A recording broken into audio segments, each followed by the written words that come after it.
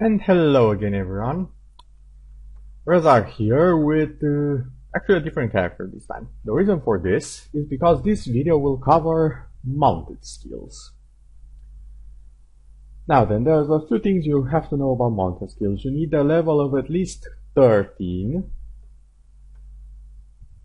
which is the reason for the level of this character, it's 31. And you need to be in Artesia, this guy. And of course have your dragon with you, that's preferable. And how does this work exactly? Well, once you are here, you will find two tabs, one over here and one over here. These are the mounted skill tabs and are what basically interests you. The riding skills for PvP, this means the skills that you will use in the PvP islands. And the riding skills for PvE, which are the skills you will use right here. I think I will actually... I already got one with me, I'll take this one. So basically, I'm simply going to learn all of the skills for the dragons I have here.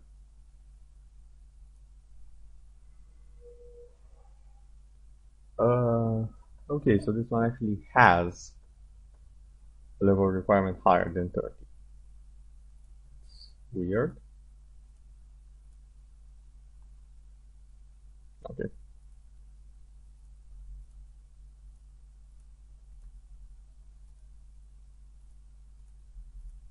Basically, all you need to do to actually learn the skills on a dragon, and yes, you need to do this with absolutely every single dragon you will have if you want to use it mounted. You simply click on it in the NPC. I'll show you where the skills can be found in a second. One other thing to notice is that these skills, the damage basically, is based on your stats. Now then, you will also be giving a big damage bonus to certain attributes depending on the dragon family, from what I know. So, okay, another one that I can't learn quite yet. And lastly, the bar. There is a specific reason for which I am also learning the bar skills. You will notice later. Also, the thing about mounted combat is that it enables you to take different roles during a raid dungeon or whatever. My effects on. Okay, they are on now. So, once you've mounted the dragon, you will see it has a skill bar, but it doesn't have any skills yet. There is a circle here next to the X. You click it, and here you can find your skills. The PvP skills are for the Skylands only, and we will only be able to use the PvE skills. I'll just put a few of them here.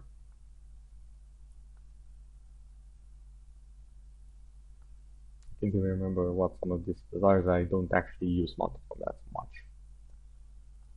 It isn't good or anything, it's simply not the best thing for a charisma build as I'm playing, as it scales off your base. That's not the dragons. Although there is a little bit about that as well. I'll get to that in a second. So, now we have skills. Do they work? Yeah. In general, yeah. Look pretty awesome.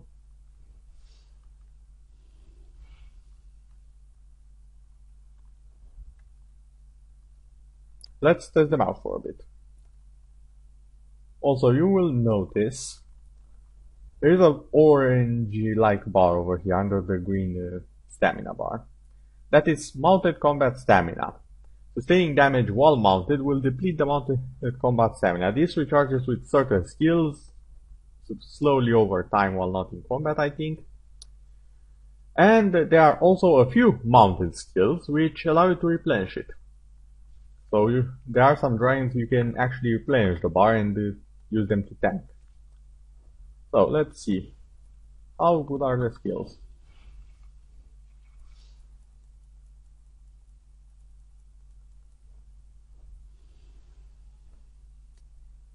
Ancients and Fabled Age in general take their damage from Dragon Affinity and Focus. As I'm a ranger who is mainly Ferocity, I believe, if I remember correctly. Oh no, I'm not actually sure what am I. Yeah. Huh.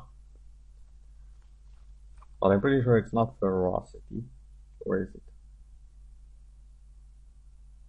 I'm very, very confused right now. Whatever.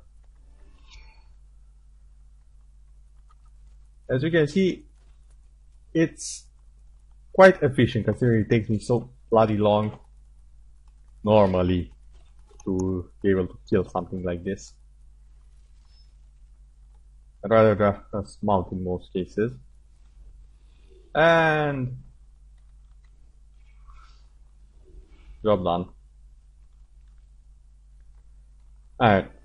As you can see, I have taken just a little bit of damage. I'll need to damage myself a bit more. And I'll get the Sky Touch Dragon. Things to notice about the Sky Touch Dragon: they are the main mounted healers. And they also got this. Hey, I don't like your face. Come on, hit me.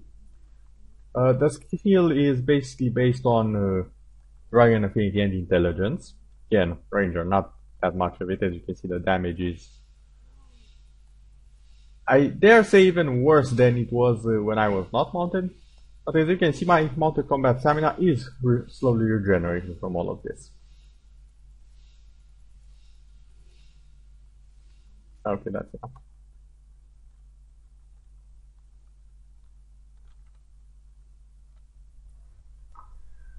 Now then, let's go to the PvP islands. For the PvP islands, it's basically the same thing, except the skills are different. Even the roles of the dragons may differ.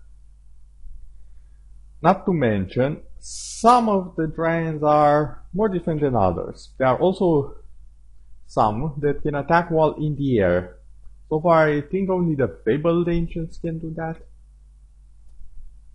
I actually don't remember if the Ancients, the Legendary or the Baldur models can do that. And yes, all of those are the same family.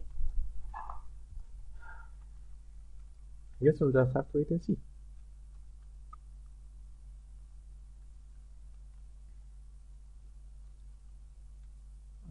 Okay.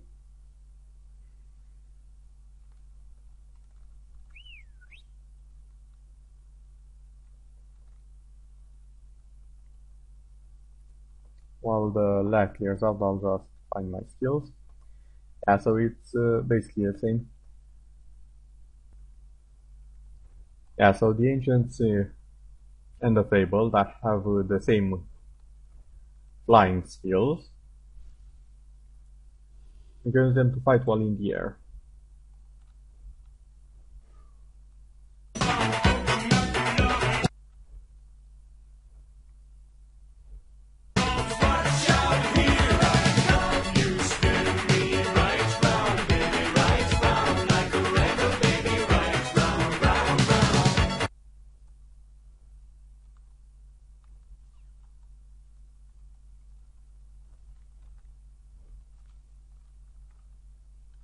However, you can't use them on the ground, so be careful of that. Actually, wait, I think you can use the dash, but that's about it.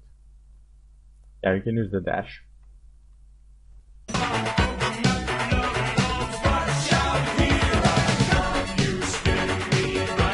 Also, this is not the range I wanted.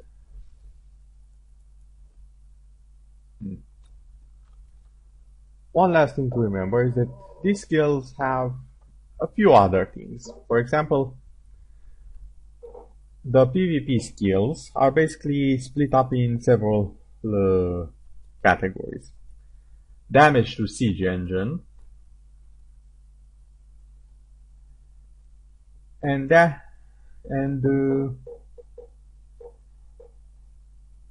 actually there's a lot of categories. Let me sort this out. Okay, so basically it's damage versus targets in the air, damage versus targets on the ground, damage versus siege engines, versus players, versus other dragons, I think. Pretty sure there was one like that.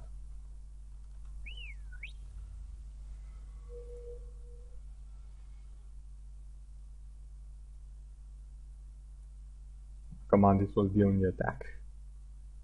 Or did I forget to get this one? Damn. The birds are actually pretty similar to their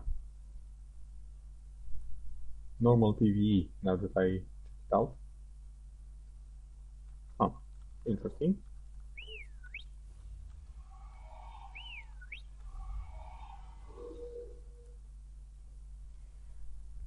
But yeah, basically what you'll have to do to be good at the mounted combat is find a dragon that boosts your own abilities. As you can see, Assault boosts Focus and Dragon Affinity. And their skills are similar to the Ancients in that they are based on Dragon Affinity and Focus, the defensive skills, stats. So finding one that has the correct damage type is quite important. Imperative, some I say. As the boosts you gain are quite big. You really can't see it on my low-level character with low-level dragons. But apparently the higher the dragon stats, total stats, the higher the buff you will receive to the two attributes. I'm not exactly sure how high it can go. These are the basics of mounted combat. I sincerely hope this video will help you guys with mounted combat and be yet another thing to help you through the game. Now then, it has been a great time. I wish I had a lot more information about this, but this is pretty much all that I could come up with. I will have a few links in the description that will lead you to other guides that hopefully will have a bit more information if you take the time to read them. See you all in the next video. See you later, guys.